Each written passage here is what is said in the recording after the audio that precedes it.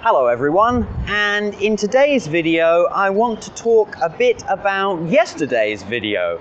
And in that video I tried to use Thai to speak about a more difficult idea. Basically to use Thai at a higher level than I usually do. And it kind of worked, I think. I hope that people were able to understand it. Looking back, I feel like I got quite a few of my ideas across, but not all of them. And you could see some of the common problems that people sometimes have when they're trying to speak a second language at a higher level. So I'll go through some of those right now. And the first one I noticed was that I said "leo ko" very often, and it's something I hear a lot, but I think I said it too much. And that's because I was using it to give myself time to think. And that meant that I just repeated it because it's something I know can link two sentences together. I also used the wrong words quite often. For example, I know that I use the verb "pen" more often and in the wrong places than I needed to. And that is simply because I wasn't able to think about the grammar at the same time as trying to think about my ideas. And lastly, I didn't use the full range of vocabulary that I know.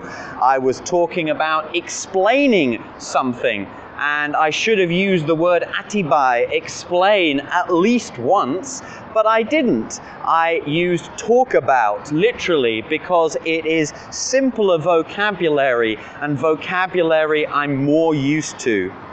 So the point is that when you are trying to get better at a second language, and particularly when you are trying to go to an intermediate level, you're going to need to use it and be okay with making mistakes. So of course, this is not news to you if you are watching this video. If you understand me enough to watch this video, then you know about making mistakes in a second language. But what you might not be doing is finding ways to use that language every day and finding ways to use it at a higher level than you normally do.